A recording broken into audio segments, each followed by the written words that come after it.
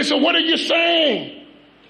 I'm saying to you, brother, and this is what I said to him, you must be intentional about building relationship with your brother. What if all of our political leaders were intentional about building relationships on the other side? What if they said, how do we go and build a relationship and love our brother and love our sister? What if we were intentional about it? Can you imagine what's going to happen here? And so as much as we want to rebuild, if we can't build relationship, it's just not going to work. I don't care how many building projects we do, if we don't rebuild relationship, if we don't rebuild trust and love and respect, and I've only seen that happen in our political circles in the United States one time, and it was back in 1992, when President Bill Clinton, a Democrat, met with the Speaker, a Republican, and they came to the conclusion that we will not speak negatively of one another in public. We will not turn our backs on one another, but we will commit to love one another. They built a relationship, and the last time in 1992 in U.S. history, we balanced the budget with the two of them. God does great things when we come together. That God is calling us, not only that we build relationships in the diaspora, but we build relationships with one another. So some of you might say, well, Rickey, how does that fit me personally? What about the parent who hasn't seen their child in a long time? What if you said, hey, how do I rebuild a relationship? Or what about if you've gone through a divorce and you've not spoken to your ex? What about saying, how do I build a bridge? What about the neighbor that you don't really like? How do you begin to build relationships? What about your Gen Z? How do you build the bridge?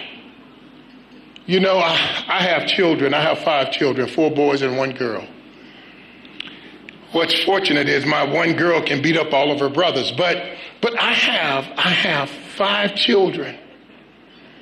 And I remember last year coming to the prayer breakfast. And when my brother Earl and I got back home, we saw the Gen Z's frustration.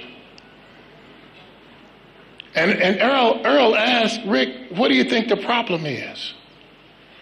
What Gen Z is dying, and I'm talking because I have Gen Zs. They're dying to be loved. They're dying for a seat at the table. They're dying to be respected. And I won't ever forget when my boys were growing up, because sometimes as parents, we want our children to stay children all of their lives. But that's not the case with Gen Zers. Gen Zers have grown up, they've gone to college. Some of our Gen Zers are smarter than we are. I have a daughter, she's a doctor. Whenever I need advice on my health, I don't go to a hospital, I call my daughter. Whenever I want to invest my money, I don't go in and go to a bank, I call my son Caleb. When I need counseling and when I need therapy, no, I don't go to a psychologist, I go to my son Micah. Because all of my children have grown up. And they're no longer children. They're adults. And I had to learn to treat them like adults. And so when they graduated from college,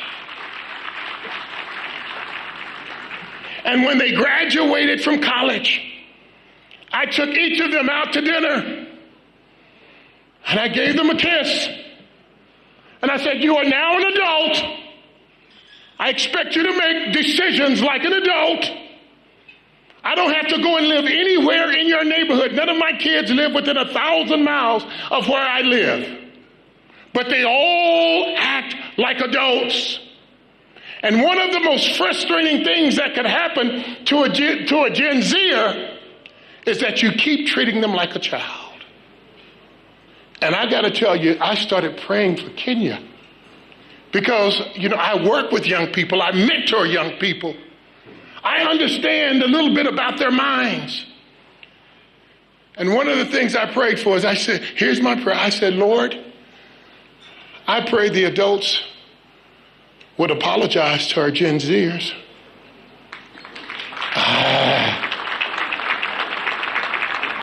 I pray, see, it's like African Americans. We live in America, but a lot of times we don't feel respected.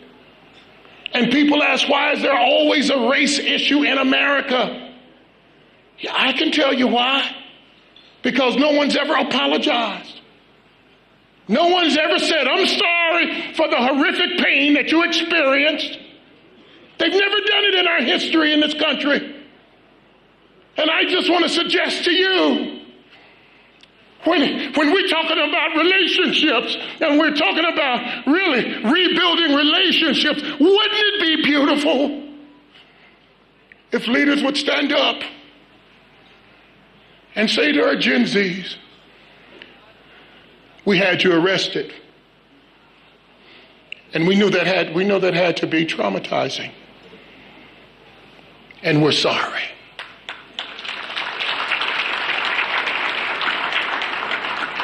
We shut down the internet. And we know that that's your primary source of communication. And we're sorry.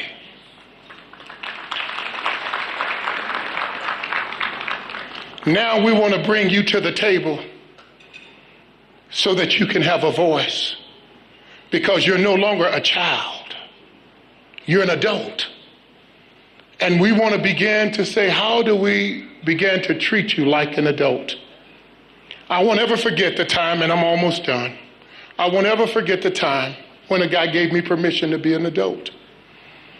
I was in the NFL, my first year in the NFL. We had a coach he was a German guy by the name of Marty Schottenheimer. And when I got to Cleveland, I would go in, and when I would see the head coach, Marty Schottenheimer, I would say, hey, how are you doing, Coach Schottenheimer?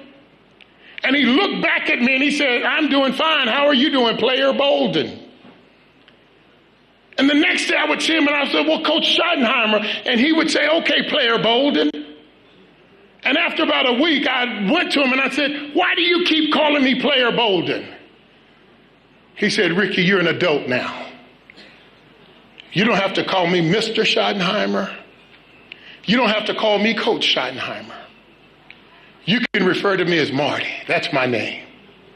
You are a man now. I expect you to act like a man. And that's what our Gen Zers are crying for. They're crying for the right to be adults because they are.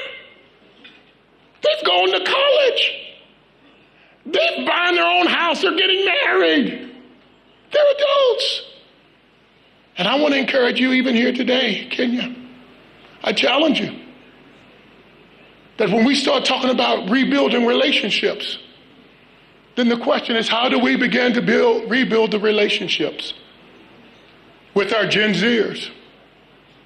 Because they love you, they care for you, they respect you, but they don't feel respected.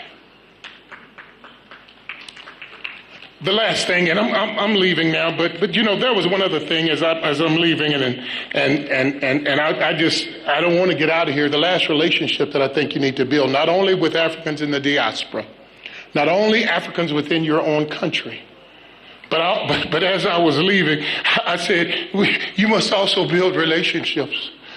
Really rebuild your relationship with the Lord.